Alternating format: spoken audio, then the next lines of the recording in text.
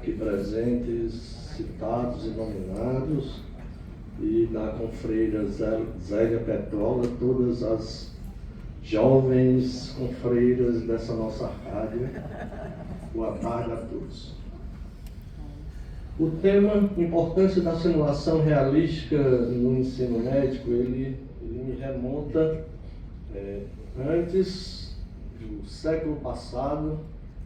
Eu vim a esta academia, convidado pelo nosso mestre em memória, Aguiar Ramos. Nós estávamos iniciando a cirurgia bariátrica e o professor Aguiar me chamou para ministrar essa palestra aqui. Eu diria acanhado, disse: como é que eu vou ministrar a palestra para os meus professores?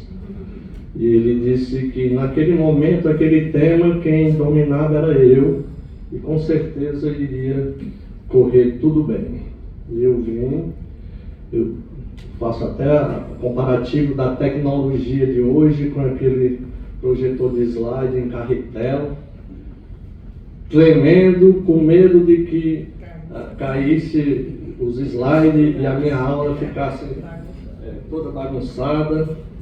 Então, isso aí remonta ao final do milênio, e agora um pouco diferente. Eu não diria que eu saiba mais do que os meus professores sobre esse tema, mas diria que eu estudo bastante, e ele serviu para ajudar a nortear minhas destinações médicas, da docência e também da cirurgia, porque nós aprendemos com a simulação, acreditamos nela, e foi por meio da simulação que veio o entendimento. Se eu conseguir aprender, eu acho que com isso eu poderei ajudar a outros a aprenderem também. Então, a atividade da graduação cirúrgica na base da técnica, clínica cirúrgica e no internato. O que é que nós tínhamos naquele tempo? Nós não tínhamos na disciplina aula prática de cirurgia, não tínhamos como aprender ao que nós dizemos, dar um ponto, aprender a suturar. E onde é que nós aprendíamos? Em casca de laranja, em casca de banana, em peito de frango e língua de boi. Então, isso aí é um modelo inadequado para treinamento, mas eu acho que quem queria fazer cirurgia, treinava assim, porque não tinha oportunidade na matriz curricular.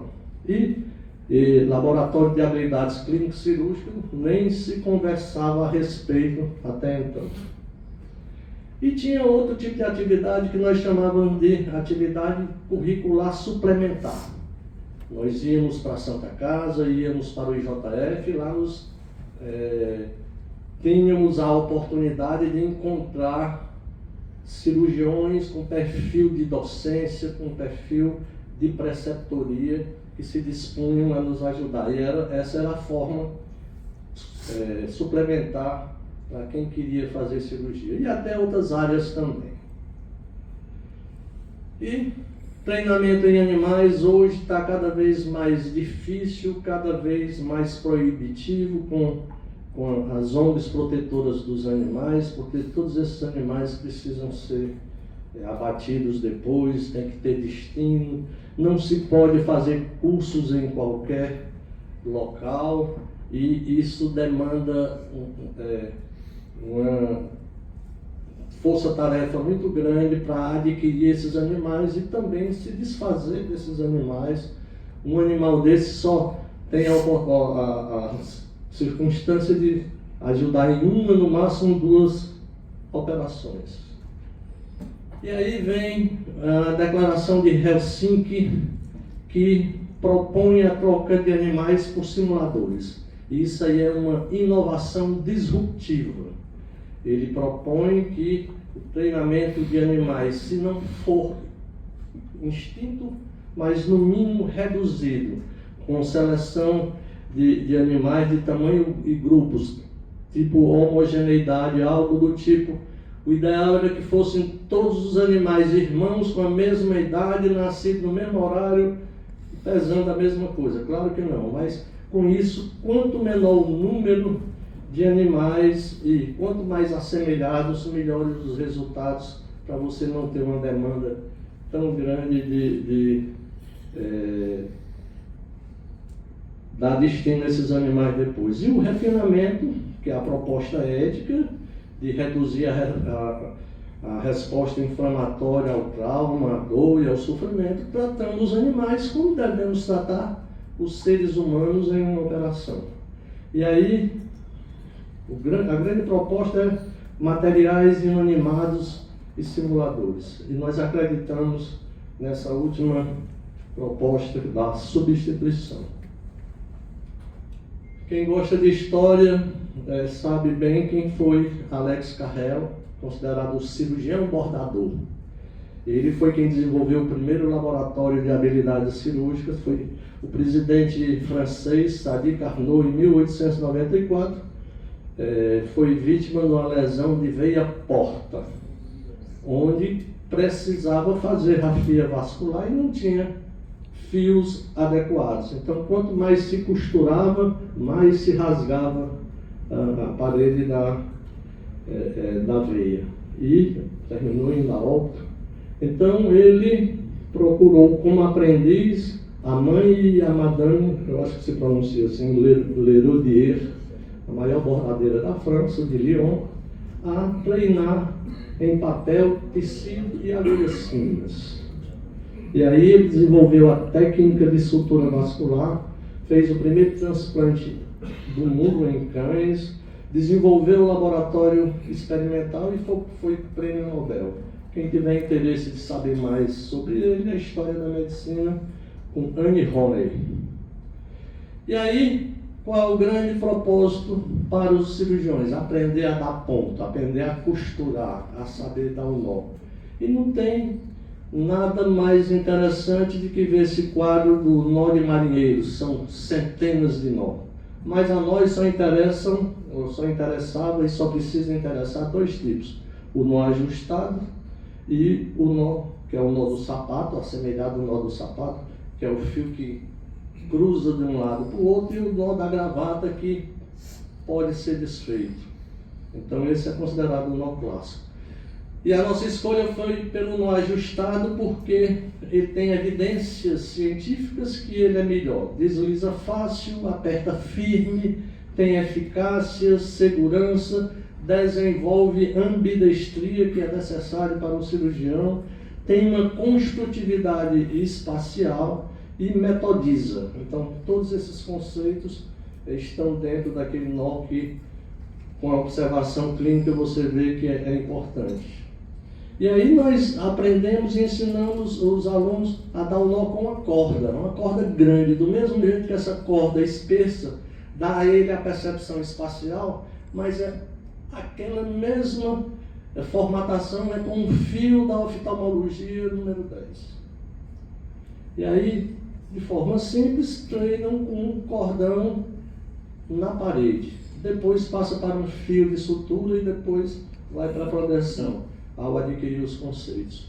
E fazer sutura também, aí já vem o treinamento e o aprendizado instrumental. E, logo a seguir, uma nova etapa, absorver os conceitos da videocirurgia, de ambidestria, de noção de profundidade, de percepção espacial, de movimentos invertidos. E respeitando os princípios de Hauser, de grande cirurgião do século passado, do início do século, mínimo de trauma tissular, tensão adequada na formatação do nó, margem de tecido adequado, simetria, lúmen adequado para não obstruir, livre filtração tecidual e bom aporte sanguíneo. Esses são os conceitos universais que se mantêm para qualquer cirurgia, e é a partir dele que nós devemos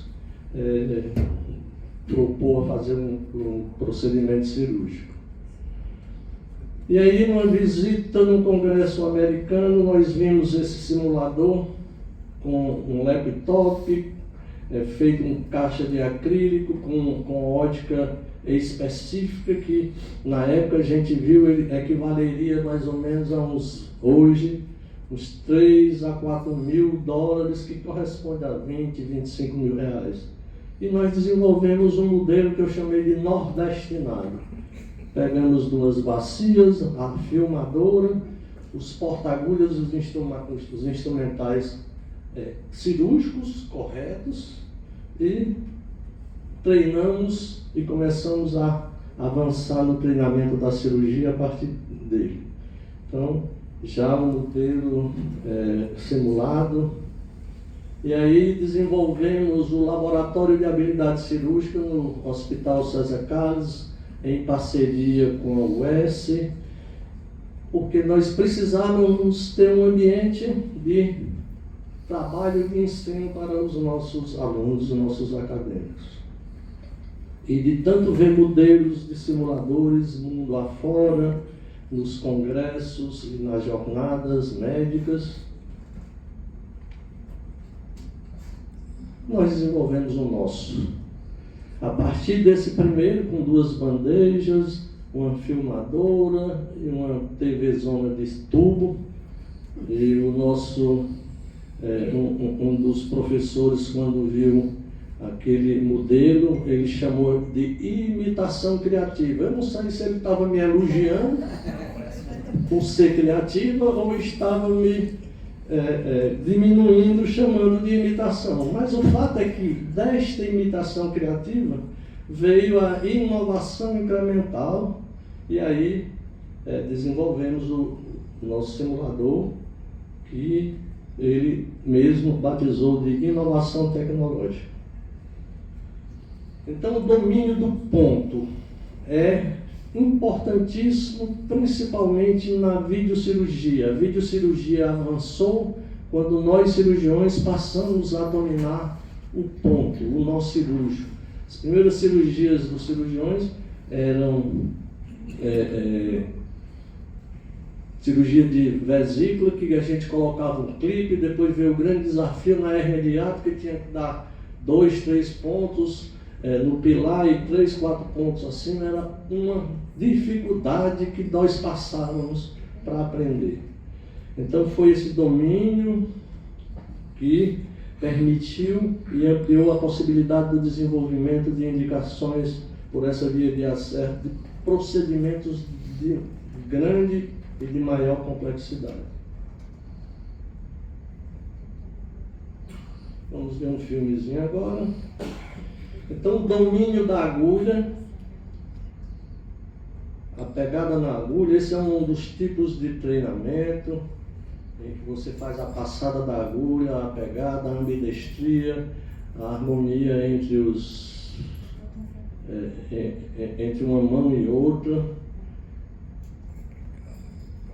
Você circula toda o sentido horário, todo esse círculo com esse material, que hoje é o que nós utilizamos, chama-se elastômero termoplástico. Ele tem uma resistência, uma resiliência muito grande.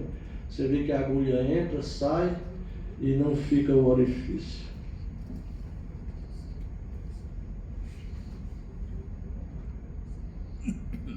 E agora vamos para a mão esquerda.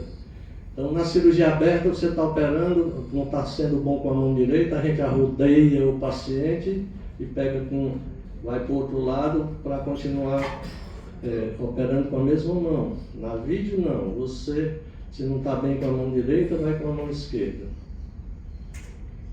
E são 4 movimentos, de fora para dentro com a direita e de dentro para fora com a esquerda.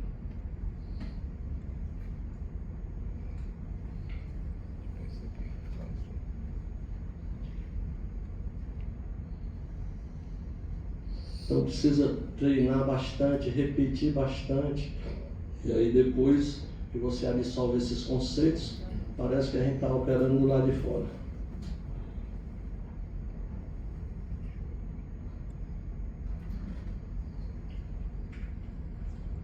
E a estrutura da confecção dos nós, a gente vai ver aí o perfil da formatação espacial da letra C e da letra D.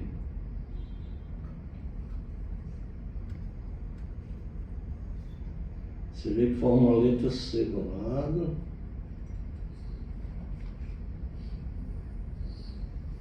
Depois forma a letra D do outro.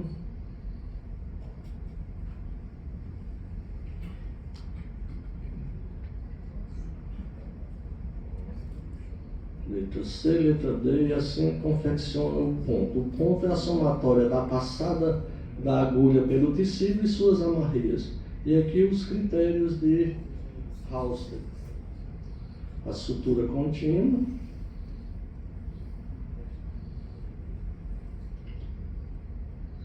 Nesse treinamento, o fio já vai preparado com essa roldando lá de fora para evitar aqueles 5 pontos lá na profundidade.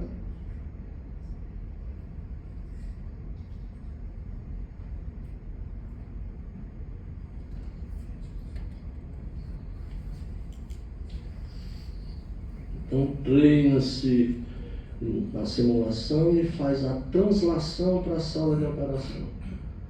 Aí uma interrupção que os obstetras gostam de fazer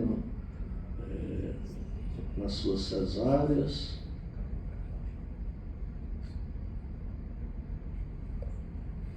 E aquela foi com a agulha em movimento, com essa é o fio em movimento.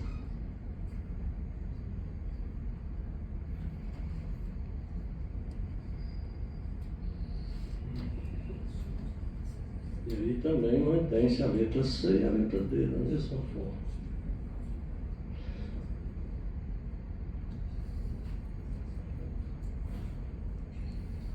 Aqueles conceitos lá com a corda bem grande valem também para procedimentos simples como a oftalmologia e também para a robótica. Nós colocamos os simuladores no robô. Quer dizer que essa tremedeira aí não é do robô, ele tira a tremedeira, é de quem está filmando. Letra C, ponto duplo, enganchou um pouco, mas vai.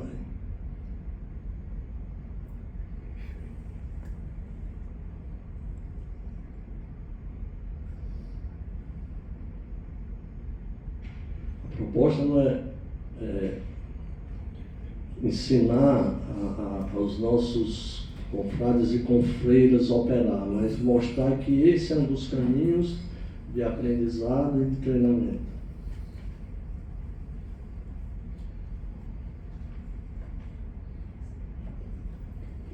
Bom, e aí precisamos também desenvolver substitutos anatômicos, usar o mesmo material que se usa na cirurgia, mas simuladores de sutura, simulador para fazer anastomoses, aqui simulador de anastomose uretrovesical, simuladores de estômago. Bom, então nós criamos um ambiente para o aluno aprender a dar um ponto, manual, instrumental, ajustado. Desenvolvemos um modelo de treinamento, desenvolvemos um simulador para ele treinar e um laboratório de habilidade cirúrgica. Então todos esses componentes nos ajudaram, inclusive pessoalmente, a evoluir para fazer procedimentos de alta complexidade. Quando surgiu a cirurgia bariátrica, ela era realizada por via aberta e nós já estávamos no céu de brigadeiro, já com 1.200 operações. Aí apareceu uma tal de videolaparoscopia, o acesso por vídeo, e diziam que quem não soubesse suturar, quem não soubesse vídeo, estavam fora do mercado. E quase como quem insinuando, Luiz Moura está fora do mercado, e eu estou não. Então vejam bem como eram os procedimentos grandes, afastadores, e depois com pequenos orifícios. Inclusive, essa cirurgia hoje é realizada por via robótica. Aqui o simulador acoplado no robô, para também treinar no robô. E aí, diante disso, com toda essa estrutura, eu precisei pedir arrego. Isso, com todo esse conteúdo na mão, o que fazer nele? Ou fazer com ele? Eu convidei o professor Dorico, professor Paulo Leitão, professor Eladio, professor José, numa reunião aqui nesse simples laboratório, lá na César Carlos. E aí perguntei ao expor meu projeto. O professor Dorico disse, vale um doutorado. O professor Paulo Leitão, que tinha sido meu orientador no mestrado, disse, vale um mestrado profissional em videocirurgia, não existe no Brasil. O professor Eladio, na época, era o mestre do Colégio Brasileiro de Cirurgião, e demonstrou todo o possível e necessário apoio para nós avançarmos no nosso ensino, educação continuada e pesquisa. E o José Lima, reitor, colocou essa ideia, é muito boa. E aí desenvolvemos o nosso doutorado, como já foi colocado pelo professor Dorico, foi o nosso orientador, e o Paulo Leitão, nosso co-orientador. Então foi um trabalho desenvolvido junto com os alunos da Universidade Estadual do Ceará, foi submetido ao estrito senso da Universidade Federal do Ceará e realizado no Laboratório de Habilidades da César Carlos, do seu centro de estudo. Então, o trabalho valeu, além da tese, manuscrito, modelo de ensino e patente. E aí nós precisávamos comparar o nosso simulador para ele ter validade. Esse simulador da esquerda, 3D Media, é o melhor simulador trabalhado no Brasil. E nós precisávamos comparar o nosso para ser, no mínimo, não inferior a ele. E os cirurgiões participavam de forma randomizada, fazendo o mesmo manejo cirúrgico nos dois, aqui uma homenagem ao nosso saudosíssimo amigo Luz Naveras.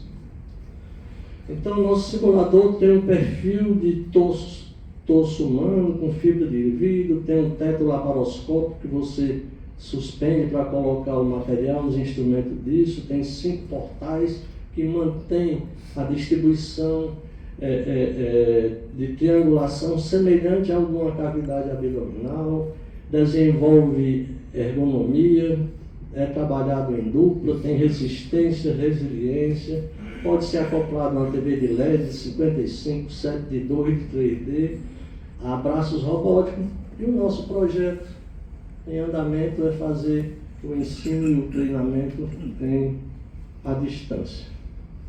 Então aqui o perfil da carta patente e a comparação entre o nosso simulador e o simulador 3D Media, que era o que estava sendo avaliado. Vejam todos aqui que nós tivemos uma avaliação praticamente ao dobro. E eu coloco sempre aqui os 3 aspectos aqui que ficou em vermelho, foi onde nós recebemos nota mais baixa. Caracteristicamente, estereotaxia, ergonomia e efeito fulcral depende muito menos do simulador do que o cirurgião. E quem deu nota baixa? A gente, nesse grupo aqui, foram os residentes. Aproveitaram a chance e deram nota baixa no simulador, quando na verdade eles que tiraram nota baixa. E aí o modelo de feedback, na confecção de uma funduplicatura de início, que das cirurgias mais realizadas com fio, e a avaliação diante do desempenho dos alunos, e com isso ter a sua progressão. Eu fui insuficiente agora, meu tempo foi pequeno, preciso treinar e estudar mais. Então, o aprendizado do paciente tem os aspectos éticos e técnicos hoje que estão restritos. Então, exige curva de aprendizado, progressão, tem morbimortalidade, quando o menos experiente maneja o paciente, e tem a questão do risco. Então, a simulação realística hoje é uma tendência mundial, laboratórios de habilidades cirúrgicas devem estar presentes nas faculdades e nos hospitais escola, contribui para a melhoria do ensino, para a prática obrigatória do treinamento, é um elemento de ensino, de pesquisa e educação continuada. E aí, necessário se fez nós termos a acreditação do nosso simulador. Aqui são termos e contextos da Sociedade Americana de Graduação Médica, que valoriza, exige e cobra a presença do simulador nas suas faculdades. Um treinamento da simulação realística, sistemática, ele, fora da sala de cirurgia, deve ser validado como modelo de ensino, e é isso que nós estamos perseguindo, modelo de ensino.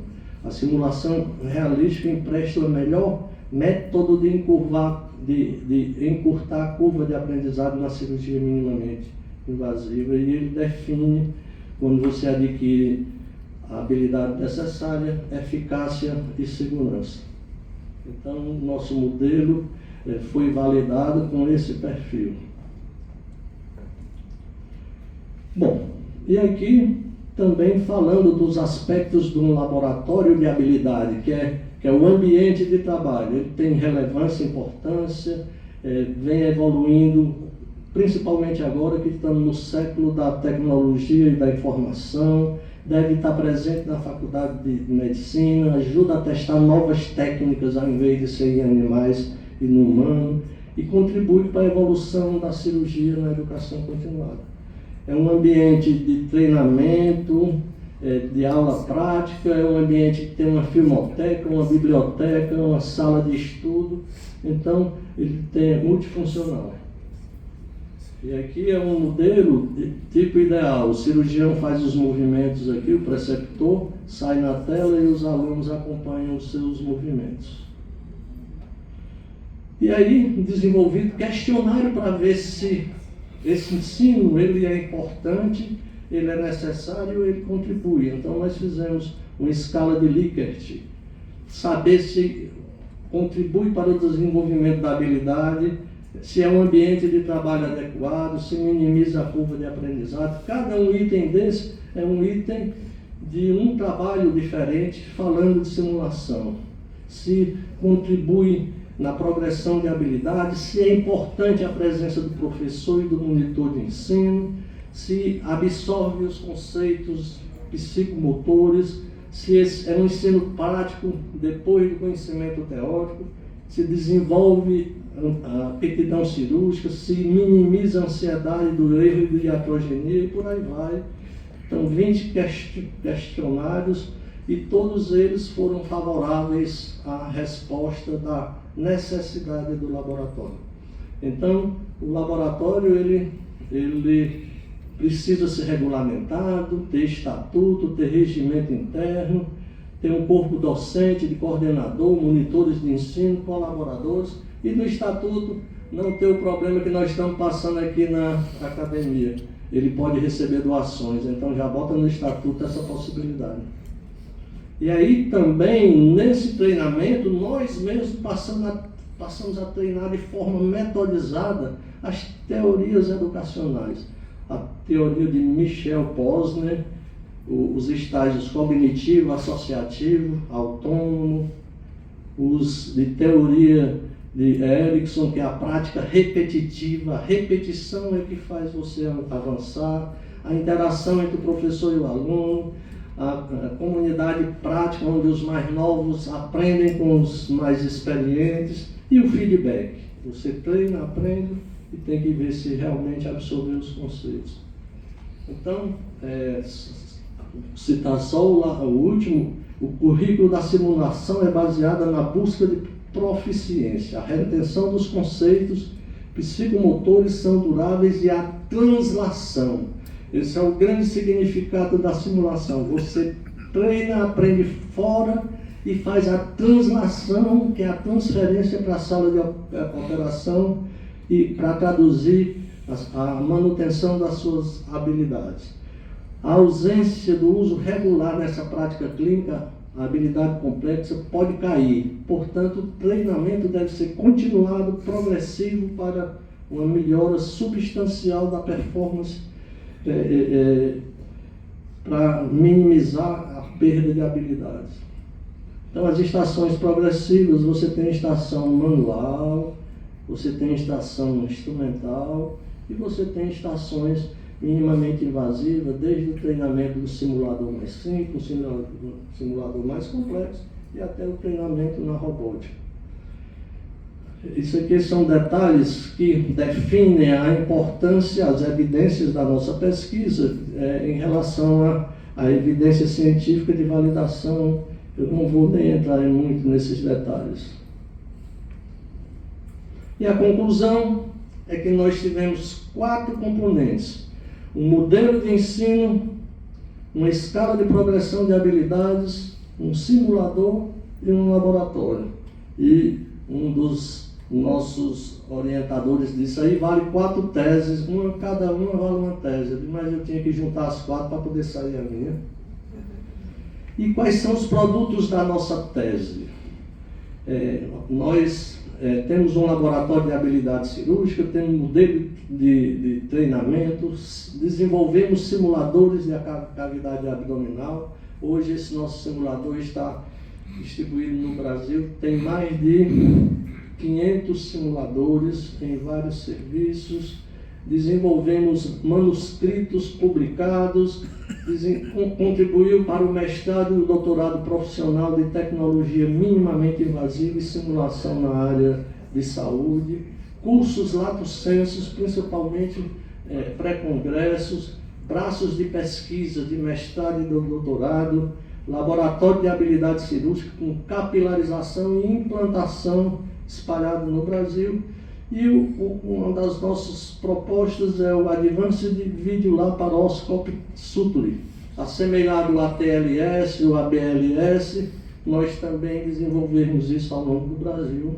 E outro sonho de consumo é que ele seja implantado na matriz curricular, tanto da graduação quanto da residência médica de cirurgia geral. E desenvolvemos várias dissertações de mestrado, não vou me adentrar delas, mestrados, doutorados também, e coube com isso a juntar essas teses e desenvolver um livro que tem uma contribuição muito forte sobre isso, e temos o prazer de ter o professor do livro como nosso coautor. Então, aqui nós implantamos e espalhamos o nosso modelo no Brasil afora. O primeiro foi na César Carlos, em 2010, depois em Belém, Mato Grosso, Pará, o Departamento de Cirurgia da Universidade Federal do Ceará, no Hospital Geral, no Instituto Dr. José Frota e, por último, lá embaixo, na Santa Casa. Então, todos esses locais nós temos laboratórios. Só não tem uma coisa que é o nosso sonho de consumo, que eu vou falar lá na frente. Não é obrigado o treinamento, a simulação na programação da residência. Aqui, a parceria público-privada, que também é outra coisa interessante, desenvolvemos na Universidade Federal de Pernambuco. Aqui, se vocês forem ver, a gente vê o Dr. Josenberg, que foi um dos membros da nossa banca. Temos o filho como é, Ládio? O nome do Edmundo Ferraz, conhecido. Então, eles os responsáveis pelo laboratório. E precisa buscar parceria público-privada, senão não sai. Hoje é um dos laboratórios mais atuantes do Brasil. E a participação em congresso. A gente coloca o nosso simulador no ombro, na cabeça, e sai pelo Brasil adentro e Brasil afora, promovendo esses cursos.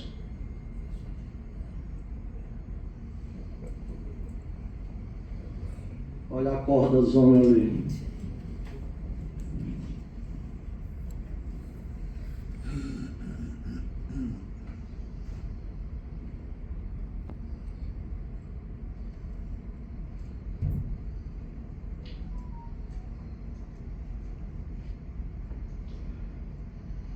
Tivemos a oportunidade também de participar de congressos internacionais. Isso aqui foi o da Sobracil, em Fortaleza, que também foi um sucesso de atividade.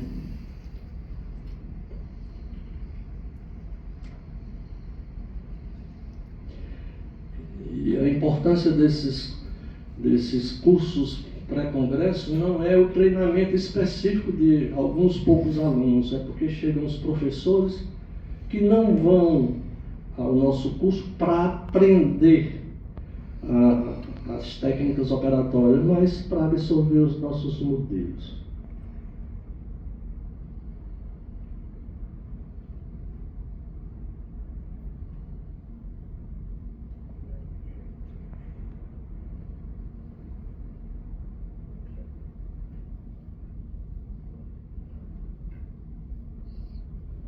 E aí desenvolvemos também curso Lato Sensu em parceria com as sociedades cirúrgicas, Colégio Brasileiro de Cirurgiões, Sobracil, Unicristos, aprovado pela CAPES com uma pontuação de elevado nível.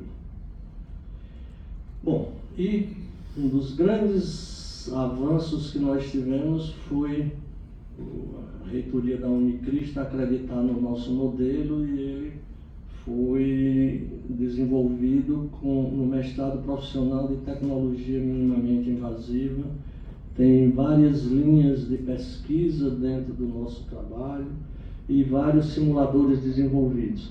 Não é só desenvolver o simulador. Nesse simulador nós temos a graduação do mestrado por si só, você tem uma publicação, você tem um modelo de treinamento, você tem uma patente e tem um manual. Então são 5 produtos numa atividade só. E aqui, quando nós estivermos na Bienal, nós vamos conhecer lá o laboratório de habilidades que a Unicristos abriu e favoreceu para que nós desenvolvêssemos o nosso trabalho. Aí é como se fosse um centro cirúrgico. O aluno entra, aprende a se vestir, se trocar, aprende a fazer o seu antisepsia. Ele tem um auditório para as aulas teóricas.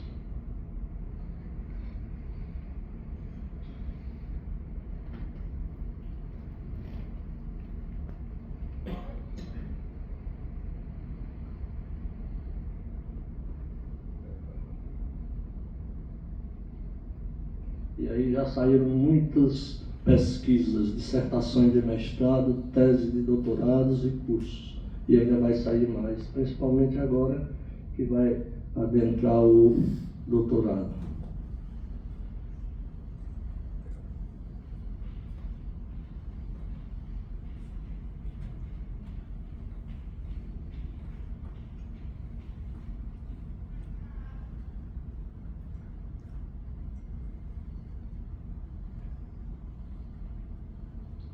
E que vejam os cursos, todos eles realizados com simuladores desenvolvidos pelos nossos mestrandos.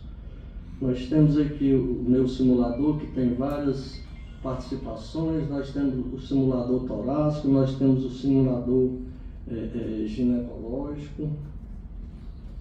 Vou mostrar aqui alguns filmezinhos, estamos já perto de terminar, mas só para animar um pouco, que parece que é melhor assistir filme do que ouvir o conferencista falando.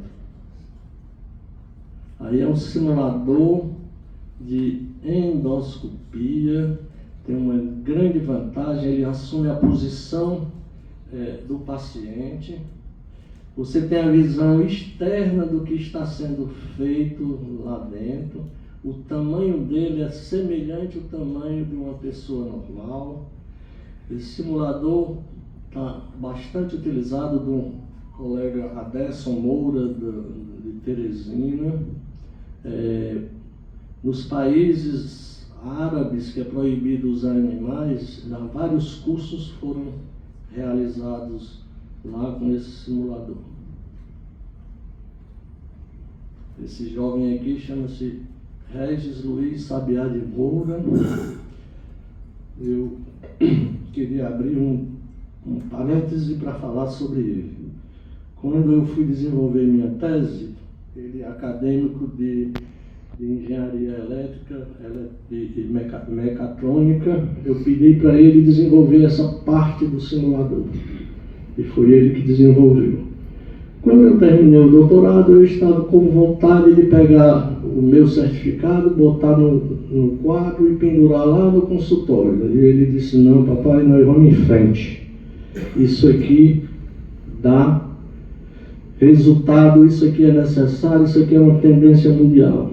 Então, todos esses simuladores foram desenvolvidos por eles, são instrumentos de elevada tecnologia e está entre os melhores do Brasil e do mundo. Então, o mérito da gente estar aqui hoje falando de simulação realística passa muito pela mão deste jovem que está ali atrás assistindo.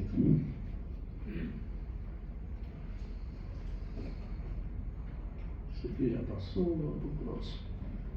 E olha aqui o simulador, você tem a visão interna. Simulador de endoscopia alta. Estamos esperando o pessoal da coloproctologia mandar um mestrando para a gente fazer um de endoscopia digestiva baixa.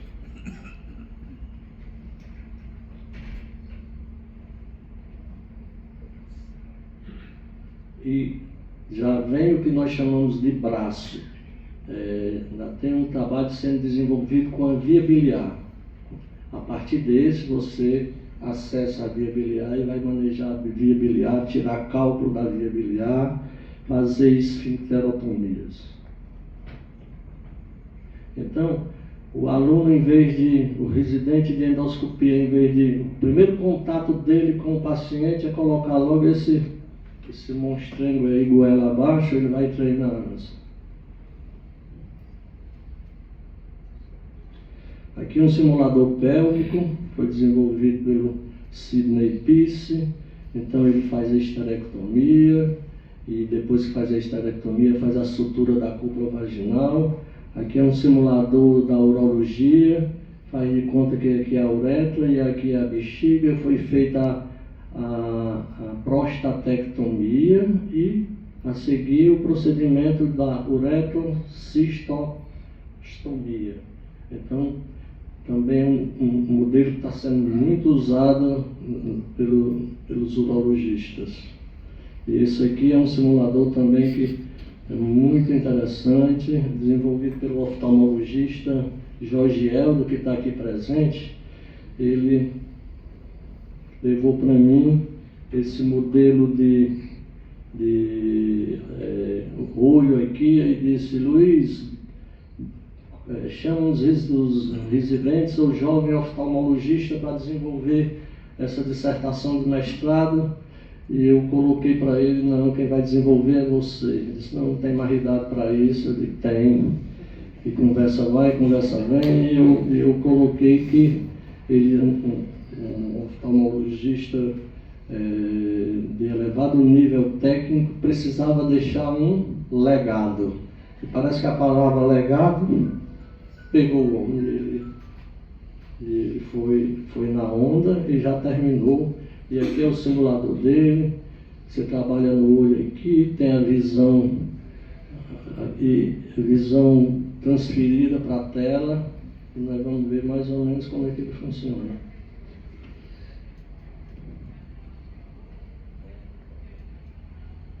E ele já está querendo fazer o doutorado.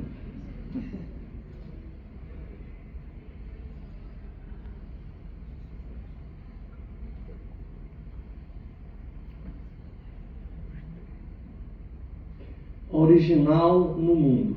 Não tem nenhum simulador assemelhado a isso, com esse nível de tecnologia.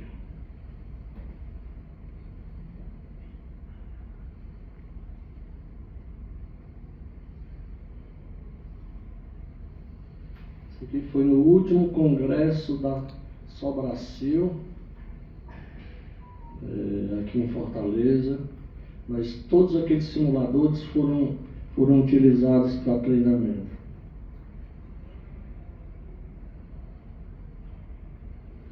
Aí é o que eu vou mostrar logo a seguir, um simulador de tireoide transoral, desenvolvido pelo oncologista, cirurgião de cabeça-pescoço, Valdenor Feitosa.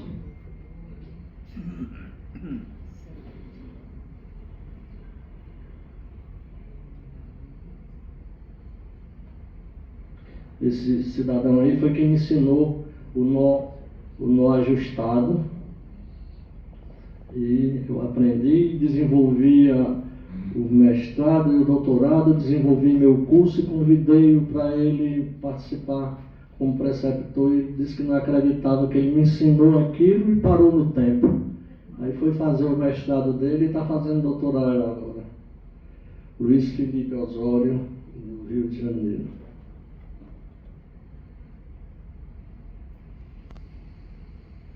E aqui o simulador do Valdenor, que está sendo feito uma simulação de uma tireoidectomia transoral com robótica. Ele desenvolveu lá no Hospital São Carlos, o diretor clínico lá, o Dr. Monteiro, teve o maior prazer de receber para que tivesse esse treinamento. Também é o primeiro do mundo. A cirurgia transoral para tireoides não tão grandes, claro que é quase impossível, mas tira aquela cicatriz do colar de coxa no pescoço das mulheres, aquele colar, mulher nenhuma quer receber, e mesmo botando outros colares, tentando cobrir, não consegue. Então isso é um avanço muito grande também. Ele já está partindo para o doutorado para mostrar a translação disso que você aprende aí, você desenvolve no paciente. Aí é como se estivesse seccionando a tireoide. Como não? É a tireoide simulada.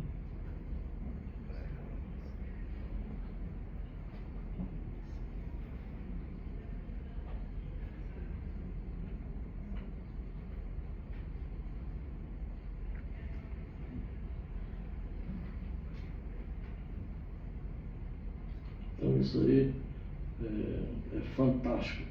E aqui nós estamos quebrando alguns paradigmas. Geralmente os grandes descobertas, as grandes técnicas vêm do Japão, da Europa, dos Estados Unidos para São Paulo, depois elas vêm aqui para o Norte e Nordeste. Nós estamos invertendo esse conceito, estamos enviando daqui para lá.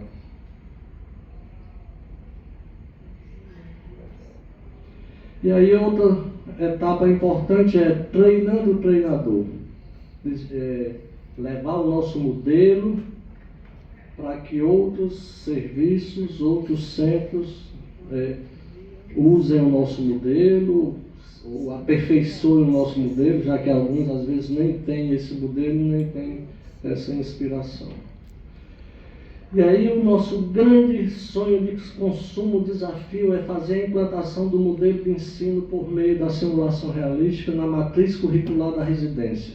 Nós já estamos desenvolvendo ou apelando para o Conselho Regional, ou pelo Conselho Nacional de Residência Médica, para o Ministério da Saúde, o Ministério da Educação, a Comissão de Residência Médica das nossas instituições, CBC, que é o Colégio Brasileiro de Cirurgiões, Sobracil, que é a Sociedade Brasileira de Cirurgia Videolaparoscópica, Sociedade Brasileira de Cirurgia Bariátrica e Metabólica, e não custa nada eu insultar, por que não apelar também para a Academia Cearense de Medicina